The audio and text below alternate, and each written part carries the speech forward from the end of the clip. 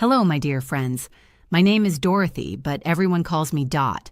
I'm 73 years old, and I'm speaking to you today from my beautiful home in Charleston, South Carolina. A home I built with my own two hands, so to speak. Well, not literally, but you know what I mean. Before we begin, I'd love to know, where are you watching from?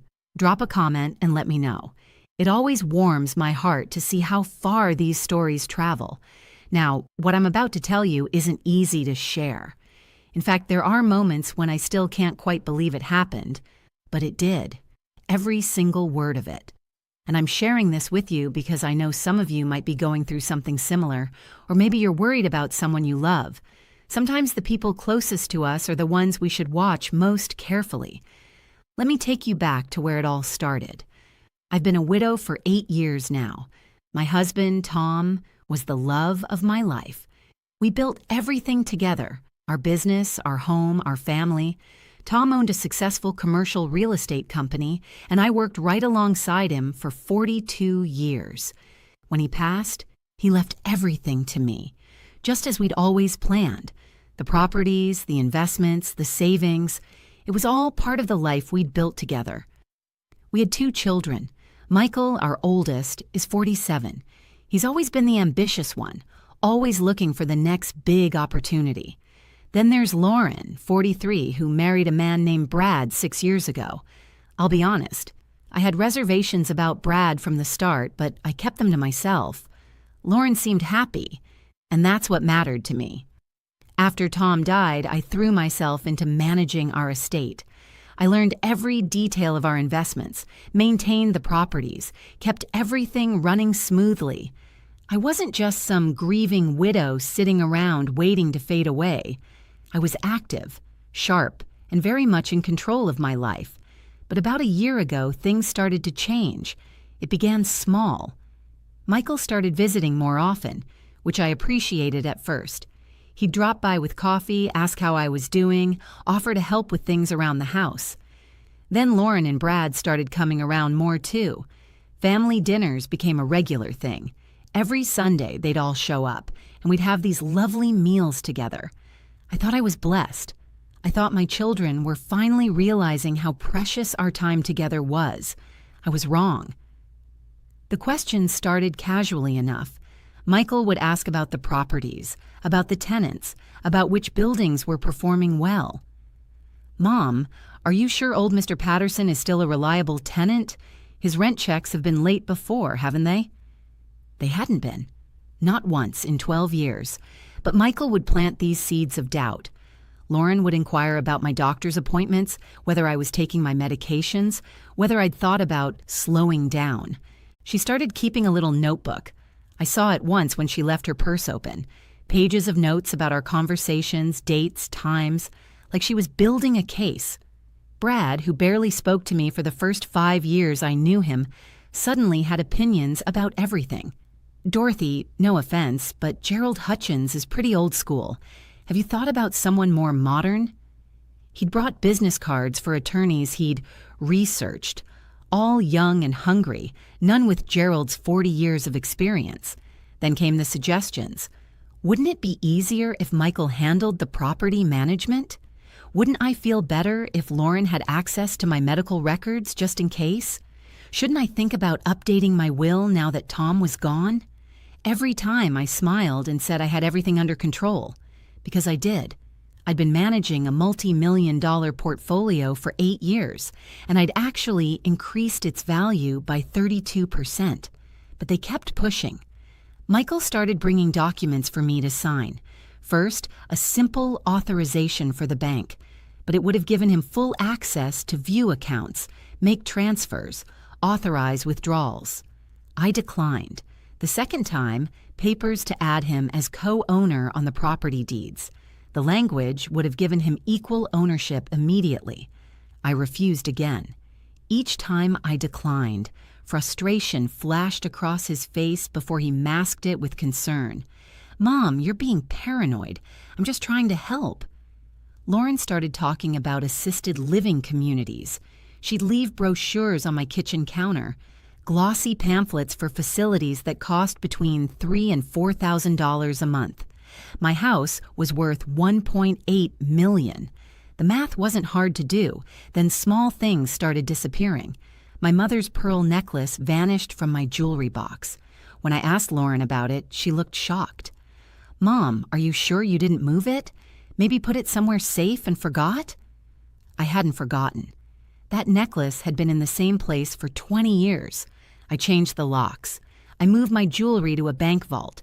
I started keeping important documents in Gerald's office, and I started paying closer attention to everything they said and did. Then came Thanksgiving. I'd spent 2 days preparing the perfect meal: turkey, stuffing, 3 kinds of pie, all of Tom's favorites, the recipes we'd perfected over decades. The dining room looked beautiful. I'd set the table with my grandmother's china and the crystal glasses we'd received as wedding gifts 50 years ago. Everyone arrived around 2 in the afternoon. Michael came with his wife, Jennifer. Lauren and Brad walked in, carrying wine and wearing smiles that didn't quite reach their eyes. We ate, we talked, we laughed. It felt almost normal. After dinner, I started clearing the plates. Jennifer offered to help, but I waved her off. "You all relax," I said. "I'll just take these to the kitchen and start on coffee." I loaded my arms with dishes and walked toward the kitchen. The door to the dining room doesn't close all the way. It's an old house, and the frame settled years ago. There's always a 2-inch gap, enough for sound to carry. As I set the dishes in the sink, I heard my name. "Mom's getting worse." It was Lauren's voice, low and serious. "Did you see her today? She forgot what time we were coming. She was scrambling around when we arrived." My hands froze in the soapy water. I hadn't forgotten. They'd said 2 o'clock and I'd been ready at 1:30. They'd arrived 15 minutes early. "She's definitely slipping." That was Brad. My uncle went the same way. One day he's fine, the next he's forgetting his own address. I dried my hands slowly, carefully, not making a sound. "We need to move faster." Michael's voice now. "I've been trying to get her to sign the power of attorney for months, but she keeps reading the fine print. It's like she doesn't trust us." "Because she's paranoid," Lauren said. "That's part of the decline. She thinks everyone's after her money. Last week she accused me of taking Mother's pearl necklace." "You did," I thought, gripping the edge of the sink. "The key is documentation," Brad continued. "My lawyer says we need at least 6 documented incidents of memory loss or confusion. Has she made any questionable transactions?" "Not that I can find," Michael said, frustrated. "Her accounts are in better shape than when Dad was alive. Every property is performing well. Maintenance is up to date. She's even making smarter investments than our father did." "Then we need to create incidents," Brad said flatly. "Document times when she seems confused. Keep records of conversations where she contradicts herself. Build a pattern." "Isn't that... can we do that?"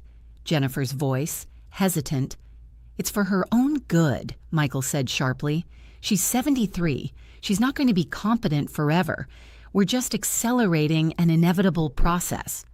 "She's old," Brad said. "Just tolerate her until we can take over. Once we have control of the estate, we can make the real decisions. That Charleston property alone could net us $2 million if we sell it to the developers. And the investment portfolio, we could liquidate half of it and still have plenty left over." My breath caught. Tom and I had refused to sell that property for 30 years. It was a historic building we'd restored. The developers wanted to tear it down. Michael knew how much that building meant to us. Dad would want us to protect the family assets. Michael's voice was sanctimonious. He worked too hard for Mom to mismanage everything in her old age. How dare he invoke Tom's name to justify this betrayal? "So what's the plan?" Jennifer asked. "She won't sign anything. How do we get around that?" "We might need to pursue guardianship," Lauren said it casually. "Dr. Morrison said if we can document enough incidents, we could petition the court. He's willing to provide medical testimony about her declining cognitive function." Dr. Morrison. My own doctor, who'd told me last month I was in excellent health. They'd gotten to him, too. "How long will the process take?" Brad asked. 6 months? Maybe less if we're aggressive, Michael answered. We file the petition, present our documentation, get Dr. Morrison's testimony. Once guardianship is granted, we have full control. She can't buy, sell, or transfer anything without our approval. And she can't change her will, Lauren added. Once we have guardianship, her estate planning is locked in place. Unless we change it, Brad said. As her guardians, we could petition the court to amend her estate plan, moving her to assisted living, liquidating assets to pay for her care. What about her current will? Jennifer asked. She won't show us, Lauren said bitterly, but I'm assuming it's split equally between Michael and me. I can't imagine she'd cut us out. Even if she tries to, once we have guardianship, we can challenge it, Brad assured her. We'd argue she wasn't of sound mind. The court would likely revert to the previous will. How long? Brad asked again. We've got our own financial commitments to consider. Call it 8 months total, Michael said. We just need to be patient. Keep visiting, keep documenting, keep pushing. She can't hold out forever. She's 73, Lauren added, her voice cold. It's not like she's going to live another 20 years. We just need to wait. There was a murmur of agreement around the table. Here's what we do, Michael said, taking charge. We keep up the Sunday dinners. Lauren, you keep pushing the assisted living angle. I'll keep trying to get her to sign financial documents. Brad, you work on Dr. Morrison. Everyone document everything, dates, times, conversations, anything that could support our case. What if she figures it out? Jennifer asked quietly. Michael laughed, a sound that made my blood run cold. She won't. She's convinced we're devoted children. Besides, even if she suspects something, what's she going to do? She's alone. We're all she has. I stood in that kitchen, my hands gripping the edge of the sink, listening to my children discuss me like I was already dead, like I was an inconvenience, an obstacle between them and their inheritance. They weren't waiting for me to die naturally. They were planning to have me declared incompetent so they could take everything while I was still alive. The worst part, they weren't even sad about it. There was no regret in their voices, no guilt, no love, just cold calculation and greed. I don't know how long I stood there. Long enough for my coffee to grow cold in the pot. Long enough for my hands to stop, shaking. Long enough for something inside me to turn to steel. When I walked back into that dining room carrying the coffee tray, I didn't say a word about what I'd heard. I smiled. I poured coffee. I served pie. I laughed at Michael's jokes and listened to Lauren talk about her latest yoga class. I was the perfect mother, the perfect hostess, the grateful old woman who was so blessed to have such caring children. They had no idea I'd been standing right behind them. They had no idea what was coming. That night, after everyone left, I didn't sleep. I sat in Tom's study, my study now, and I made lists. I reviewed documents. I made calls to people in different time zones who were still awake. By the time the sun came up, I knew exactly what I needed to do. Monday morning, I called my attorney, Gerald Hutchins. Not the family attorney, my personal attorney, the one I'd kept separate from everything else, the one Tom had insisted I have. Just in case, he'd said, and I'd thought he was being paranoid. Now I understood. He'd known. Even back then, he'd known to protect me. Gerald, I said when he answered, I need to see you today. It's urgent. I heard the concern in his voice. Dorothy, what's wrong? I need to restructure everything, all of it, and I need it done before anyone knows what's happening. There was a pause. Gerald had been practicing law for 40 years. He'd heard that tone before. I'll clear my schedule. Come in at 2. I spent that morning gathering documents, bank statements, property deeds, investment portfolios, insurance policies, everything. I filled 2 briefcases with paperwork and drove to Gerald's office in downtown Charleston. His secretary, Martha, took one look at me and the briefcases and immediately ushered me into his office. Gerald stood when I entered, his expression serious. Tell me what's happening, he said. So I did. I told him everything. The increasing pressure, the missing jewelry, Thanksgiving dinner, standing in my kitchen, listening to my children plot. I told him about Dr. Morrison and their 6-month timeline for guardianship. I told him about their plans to sell the Charleston property and liquidate investments. Gerald's expression grew darker with every word. When I finished, he sat back in his chair. "I've seen this before," he finally said, "more often than anyone wants to believe.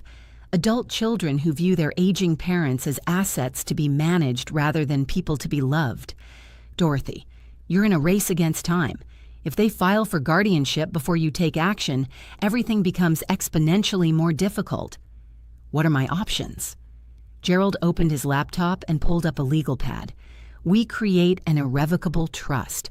You transfer all your assets into it, with you as the lifetime beneficiary. You retain complete control, but legally, you no longer own the assets. The trust does. Even if someone got guardianship over you personally, they couldn't touch the trust assets." "And my children?" Gerald looked at me directly. "That's your decision. You can name them as beneficiaries for after you pass, with conditions, or exclude them entirely. You can also include provisions that automatically disinherit anyone who attempts to declare you incompetent." I thought about Michael's voice. She's definitely slipping. Lauren discussing guardianship. Brad calculating property values at my dinner table. "I want them excluded," I said. "Completely." Gerald nodded and started making notes.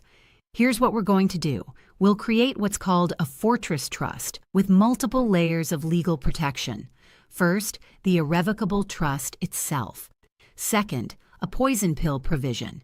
If anyone contests the trust or attempts to have you declared incompetent, every asset goes to charity. Third, independent medical evaluations proving your competency. 3 physicians who have no connection to your family will do comprehensive evaluations. How long will this take? 2 weeks, maybe 3. We need to draft documents properly, arrange the medical evaluations, and execute all the transfers. But Dorothy, once we file this with the probate court, it's done. You need to be absolutely certain." I didn't hesitate.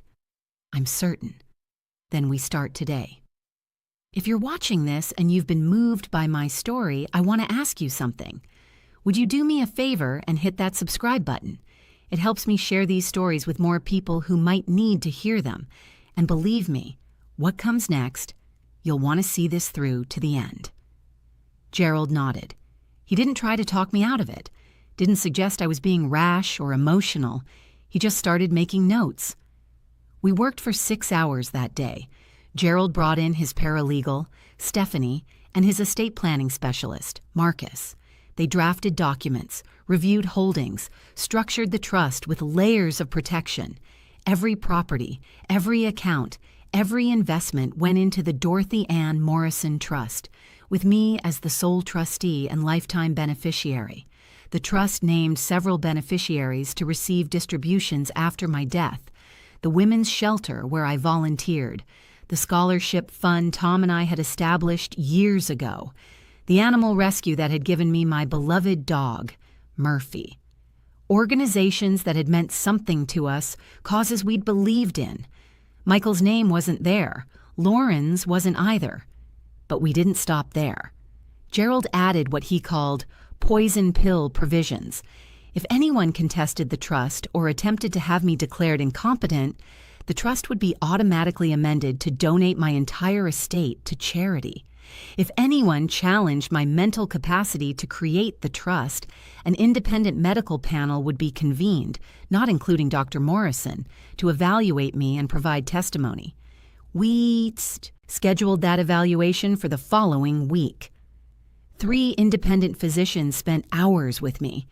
They tested my memory, my reasoning, my decision-making capacity. They reviewed my medical records, my financial management history, everything. All 3 concluded the same thing. I was of sound mind and body, fully capable of managing my own affairs. Those reports were sealed and attached to the trust documents.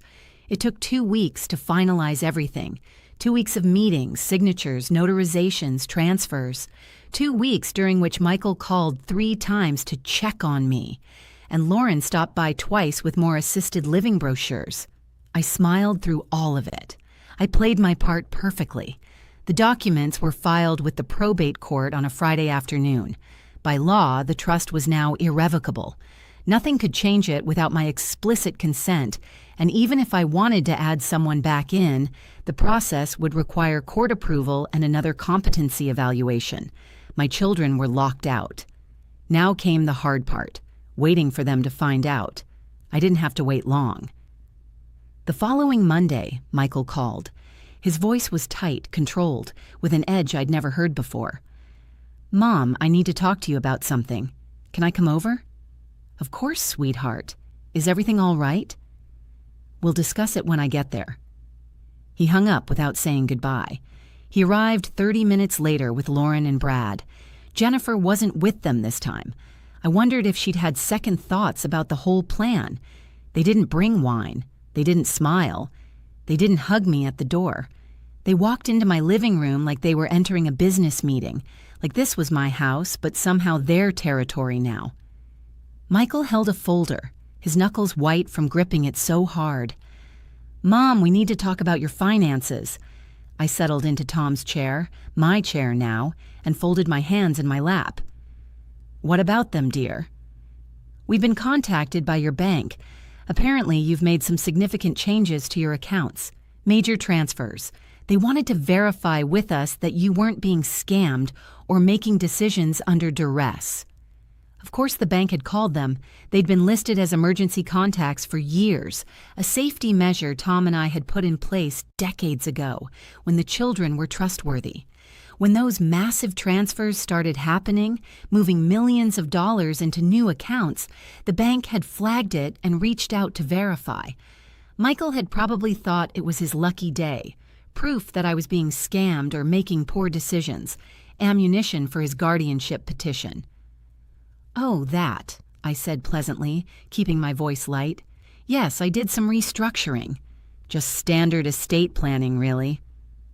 "Mom." Lauren sat down across from me, her voice dripping with that fake patience I now recognized so clearly. "This isn't standard anything. You moved everything. All of it. Multiple properties, investment accounts, savings, everything. Do you understand what you've done?" "I understand perfectly, sweetheart. I created an irrevocable trust to protect my assets." Brad leaned forward, his hands clasped between his knees. "Protected from what, exactly? From us? We're your family, Dorothy. We're the people who care about you." I looked at him for a long moment. This man who'd sat at my table on Thanksgiving and discussed my properties like commodities to be liquidated. This man who'd calculated my worth down to the last dollar and found it acceptable. This man who'd said, "She's old, just tolerate her." "Yes," I said simply, evenly, "protected from you." The room went silent. You could have heard a pin drop on the carpet. Michael's face flushed red, starting at his neck and climbing to his hairline. "Mom, I don't know what you think you heard." "What I heard?" I leaned forward slightly, my voice still calm, but with steel underneath. "Michael, I heard everything. Thanksgiving Day, while I was standing in the kitchen with my hands in soapy dishwater, I heard every single word that came out of your mouths in my dining room. I heard you discussing how to take control of my estate. Would you like me to be specific?" Lauren's face had gone white. "Mom, you don't understand. We were just concerned." "Concerned?" I interrupted her. "Let me tell you what I heard, Lauren. I heard you say I'm getting worse. I heard you claim I forgot what time you were coming to Thanksgiving dinner, when in fact you arrived 15 minutes early and I was still cooking. I heard you discuss my supposed memory problems that don't exist. I heard you admit you're keeping a notebook, documenting false incidents to build a case against me." "That's not," she started, but I held up my hand. "I heard you talk about guardianship proceedings. I heard you say Dr. Morrison is willing to provide testimony about my declining cognitive function. when he told me just last month that I'm in excellent health. I heard you plan to petition the court within 6 months. I heard you discuss how once you have guardianship, I can't change my will. I heard you talk about moving me to assisted living and liquidating assets to free up capital. Should I continue? Michael stood up, his voice rising. We were trying to protect you. You're 73 years old, you're isolated, you're making financial decisions that what? My voice cut through his like a knife. That increased the value of this estate by 32%. That maintained every property in perfect condition. That kept every tenant satisfied and every investment performing above market averages. Exactly which decisions concern you, Michael? The successful ones? You're being paranoid, Brad said, but his voice lacked conviction. This is exactly the kind of reaction that shows... That shows what? I stood up now, too. I'm not a tall woman, but in that moment I felt 10 feet high. That shows I'm not the confused old woman you were counting on. That shows I'm capable of protecting myself. Yes, Brad, it absolutely does show that. This is ridiculous. Brad stood too, his professional mask slipping. You're making a massive mistake based on a conversation you misunderstood. You're destroying your family over nothing. I walked to Tom's desk and pulled out a folder, one of several I'd prepared. I was evaluated by 3 independent physicians 2 weeks ago. Not Dr. Morrison, since I heard you'd compromised him. 3 board-certified physicians with no connection to any of you. All 3 found me to be of sound mind and body, fully capable of managing my affairs. They tested my memory, my reasoning, my judgment. I scored in the 95th percentile for my age group. Would you like to read the summaries? I handed the folder to Brad. He opened it with shaking hands, scanned the first page, and I watched the color drain from his face. The trust is irrevocable, I continued, my voice steady and clear. It's structured to provide for all my needs during my lifetime, with distributions to various charitable organizations after my death. None of you are named as beneficiaries. If any of you attempt to contest it or have me declared incompetent, the entire estate goes to charity immediately. Every penny. The trust documents include your Thanksgiving conversation, transcribed from memory and verified by my attorneys. It includes details of every document you tried to get me to sign, every assisted living brochure you left on my counter, every manipulation attempt over the last year. You can't do this. Lauren's voice was shrill now, her careful facade crumbling. Dad wouldn't have wanted this. He left everything to you so you could take care of us. Your father? I felt tears burning in my eyes, but I refused to let them fall. Not in front of these people. Your father left everything to me because we built it together, because he trusted me to manage it wisely, because he believed I would make good decisions. And I have. This is a good decision, Lauren. Your father loved you both more than life itself. He sacrificed everything to give you opportunities he never had.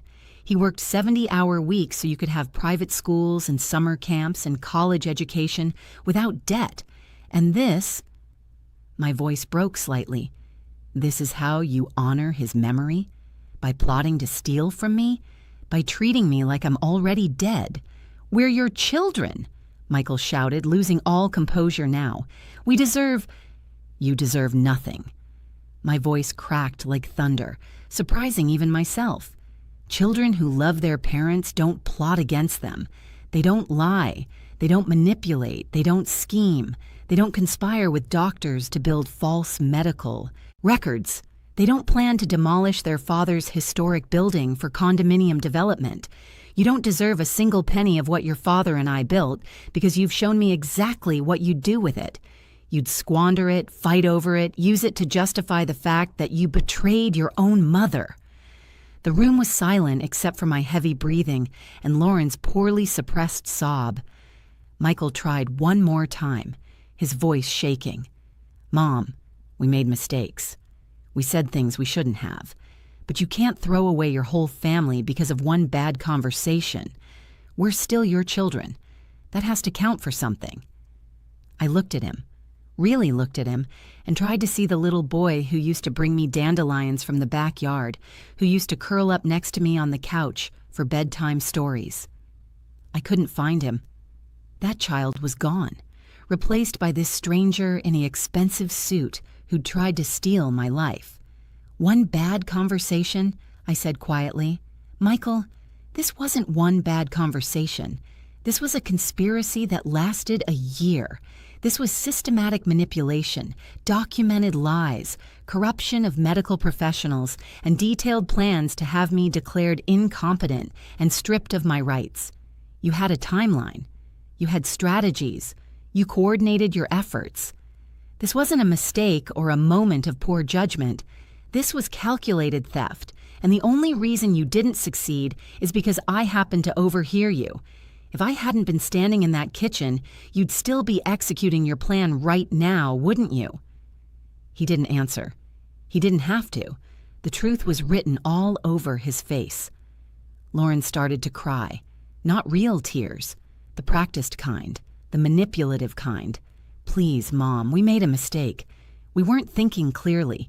You have to forgive us. I don't have to do anything. You made your choice when you sat at my table and plotted against me. You made your choice when you contacted my doctor to help you build a case. You made your choice when you decided I was just an obstacle between you and your inheritance. Mom, please. Michael reached for my hand. I pulled away. Don't touch me, and don't come back to this house. Any of you. You're not welcome here anymore. You're making a mistake, Brad said, his voice cold now. We'll fight this. We'll prove you're incompetent. Try it, I said. My attorneys are already prepared for that.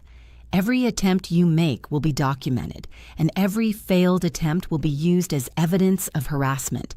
You can spend your money on lawyers if you want, but you won't win. The trust is airtight. They left. Lauren was still crying her fake tears. Michael was red-faced and furious. Brad looked like he was calculating his next move. I closed the door behind them and locked it. Then I walked to Tom's chair, sat down, and let myself shake. The calls started that evening. Michael called 6 times, leaving increasingly angry voicemails. Lauren called crying, begging, promising it was all a misunderstanding. Brad sent text messages threatening legal action. I blocked all their numbers. Jennifer called the next day, trying to play mediator. Dorothy, please, Michael is devastated. He never meant to hurt you. Tell Michael, I said calmly, that actions have consequences. Tell him his father would be ashamed of him. Tell him not to contact me again. I hung up. The following week, I received a letter from an attorney representing Michael and Lauren. It threatened to contest the trust, suggested I was unduly influenced, hinted at legal action for elder abuse against my attorneys. Gerald laughed when he read it. This is nothing. They're grasping at straws. The trust is solid, Dorothy. They can't touch it. He was right. Every legal challenge they attempted was dismissed. The judges saw through their claims immediately. When they tried to have me evaluated by their own doctors, the court refused. I'd already been evaluated by independent physicians who found nothing wrong. They tried to contact the charities named in my trust, suggesting I was being scammed. The charity's attorneys contacted Gerald, who provided documentation showing the trust had been my idea, carefully planned and legally sound. 3 months later, they gave up. The calls stopped. The letters stopped. They disappeared from my life as completely as if they'd never existed. Some people might think I should feel sad about that. Maybe I should mourn the loss of my children, grieve for the family that no longer exists. But here's what I actually feel. Free. For the first time in a year, I can breathe without wondering who's plotting behind my back. I can make decisions without second-guessing every conversation. I can live in my home without feeling like I'm being circled by predators. I still volunteer at the women's shelter twice a week. I still manage my properties, and they're doing better than ever. I travel now. Last month, I went to Italy, something I'd always dreamed of doing. I spend time with real friends, people who care about me for who I am, not what I own. Murphy, my golden retriever, is sleeping at my feet right now as I tell you this story. He's better company than my children ever were. And you know what else? I'm writing a book. My attorney suggested it. A memoir about elder financial abuse and how to protect yourself. It's going to detail everything that happened, with names changed, of course, to help other people recognize the warning signs before it's too late. So that's my story. That's what happened when I heard my family say, "She's old, just tolerate her until we take over." They didn't know I was standing right behind them, but more importantly, they didn't know who they were dealing with. I'm Dorothy Morrison. I'm 73 years old. I built a life. With my husband, I raised a family. I managed a multi-million-dollar estate. And when my own children tried to take it all from me, I outmaneuvered them at every turn. I'm not just some old woman to be tolerated. I'm not an obstacle to be overcome. I'm not incompetent, confused, or easy to manipulate. I'm exactly who I've always been, strong, capable, and unwilling to be anyone's victim. And I'm going to live exactly as long as I damn well please. Thank you for listening to my story. I hope it helps someone out there who might be facing something similar. Trust your instincts, protect yourself, and never ever let anyone make you feel like you're less than you are just because you've gotten older. This is Dot from Charleston, signing off. Stay strong, my friends.